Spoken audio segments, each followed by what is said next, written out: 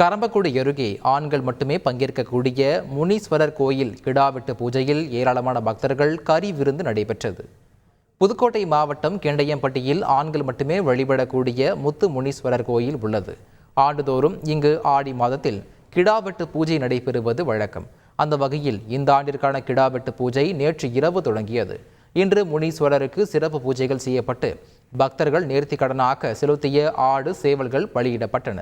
இதனைத் தொடர்ந்து சாமி தரிசனம் செய்த ஏராளமான பக்தர்களுக்கு கறி விருந்து வழங்கப்பட்டது.